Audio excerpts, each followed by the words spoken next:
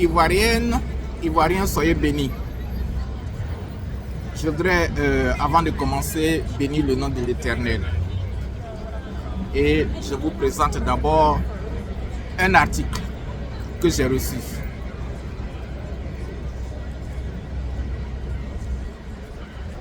J'espère que je vais réussir à voir.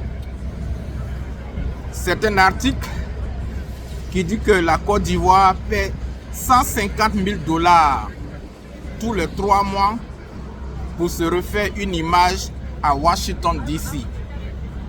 Depuis un certain temps, depuis que nous avons commencé la campagne présidentielle, la Côte d'Ivoire paie 150 000 $ tous les 3 mois pour soigner son image à Washington DC. Il y a aussi un autre article qui montre que le gouvernement Ouattara, parce que c'est de lui qu'il s'agit, a payé un cabinet d'avocats, un cabinet juridique, un cabinet de consultation, 600 000 $ pour salir l'image d'un candidat, pour déterrer la candidature d'un candidat. En l'occurrence, le candidat Thiam. Et je vais vous présenter aussi quelques autres images. Je demande votre patience, s'il vous plaît. Voilà. Voici la première image. Voici la première image. Là, c'est votre serviteur, David Bani, au département d'État cette année, en 2025. Je vais vous présenter aussi une autre image.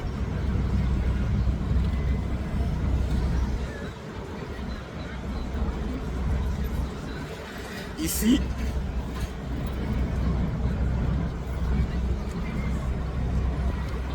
c'est toujours moi avec mon consultant.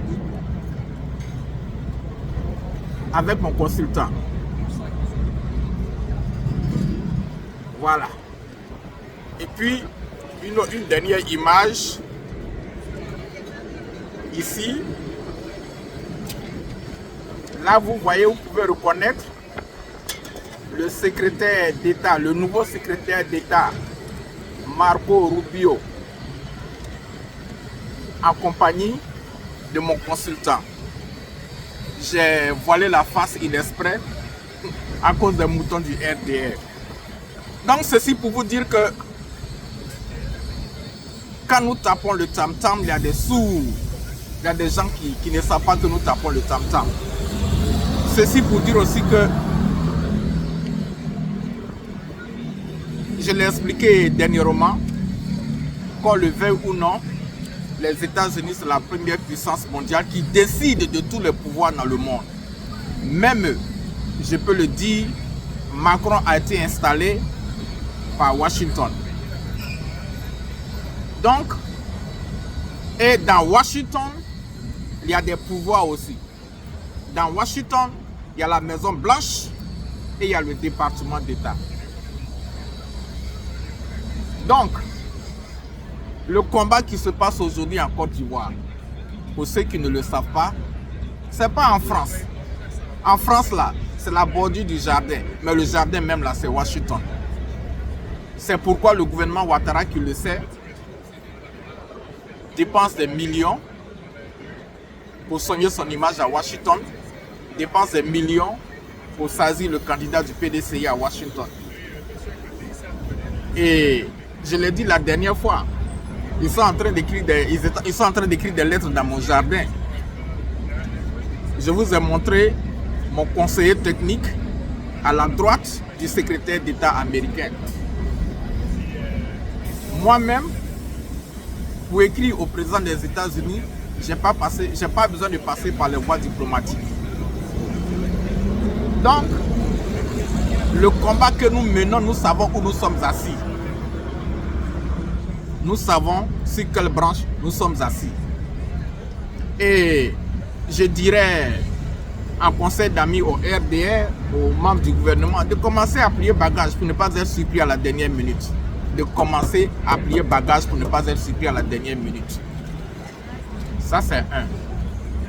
Mon deuxième message, dans mon deuxième message, je voudrais d'abord et surtout remercier les supporters, remercier les Ivoiriens et les Ivoiriennes qui ont manifesté leur soutien avec des cœurs, avec des suggestions, avec des commentaires encourageants et des commentaires positifs. Le combat que nous menons, c'est pour la Côte d'Ivoire. Le combat que nous menons, c'est pour tous ceux qui vivent en Côte d'Ivoire. Et sur ce sujet, je vais dire quelque chose aux étrangers en Côte d'Ivoire et aux étrangers devenus ivoiriens et certaines personnes qui ont du mal, qui n'approuvent pas quand nous disons qu'il faut donner la Côte d'Ivoire aux Ivoiriens. Il faut redonner la Côte d'Ivoire aux Ivoiriens. Les Ivoiriens veulent reprendre leur pays. Je ne sais pas pourquoi ceci fait mal à certaines personnes. Quand nous disons que les Ivoiriens veulent reprendre leur pays, je ne sais pas pourquoi ça fait mal à certaines personnes. Parce que, en toute objectivité,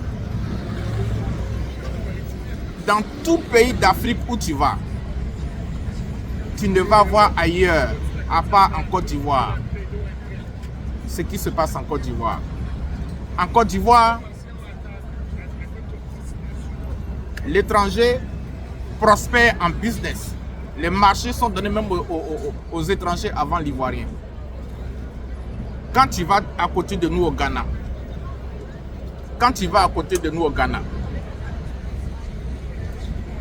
l'Ivoirien, pas l'Ivoirien, tout étranger qui veut investir au Ghana, tu es obligé, même si c'est ton propre agent, de mettre à la tête de ton business, de ton entreprise, un Ghanéen. C'est-à-dire le Ghanéen est président de ton entreprise et puis toi tu es en bas. Tu ne peux même pas acheter une terre au Ghana. La loi l'interdit. Mais en Côte d'Ivoire, tout est permis. Mais les gens prennent la gentillesse, l'hospitalité de l'Ivoirien pour de la faiblesse. Et on a taxé même l'Ivoirien d'être Ivoirien, c'est-à-dire quelqu'un qui ne voit rien. Mais cela a changé. Nous allons reprendre notre pays avec le soutien de ceux qui aiment la Côte d'Ivoire. La Côte d'Ivoire appartiendra toujours à tous ses citoyens, à tous ceux qui habitent sur la terre ivoirienne. Mais, comme dans toute nation, dans tout pays, il faut respecter les lois du pays. Mais malheureusement, en Côte d'Ivoire, nos prédécesseurs, nos dirigeants ont fait beaucoup d'erreurs. Et aujourd'hui, l'Ivoirien étranger dans son propre pays, les crimes sont impunis, la prostitution, elle est incontrôlée. On parle même maintenant du sida qui est répandu en Côte d'Ivoire. Partout sur les réseaux sociaux, on parle de l'expansion du sida en Côte d'Ivoire. Voilà pourquoi nous disons qu'il faut redonner la Côte d'Ivoire aux Ivoiriens. La famille Ouattara en a fait assez, les Ivoiriens veulent leur pays. Et je vais m'adresser aussi au chef de l'État. Je ne sais pas si c'est l'entourage de son gouvernement, bien ce sont les conseillers. Mais, monsieur le chef de l'État, vous saviez qu'en 2020, Washington vous a dit de partir. Washington vous a convoqué à Dakar. Et c'est Alassane Ouattara. Washington vous a convoqué à Dakar. Vous avez claqué la porte à Dakar parce que vous n'étiez pas content. Washington vous a dit, vous avez fait 2 mandats, c'est bon, allez-y. Sinon, ils allaient vous enlever de force. Et vous êtes parti à Yamoussoukro, vous avez déclaré devant le monde entier que vous partez, vous allez passer la torche à une génération plus jeune. Même M. Macron vous a félicité. Mais dès que le régime a changé à Washington, vous êtes revenu par un coup magique pour faire le 3e mandat. Et maintenant, nous sommes en 2025.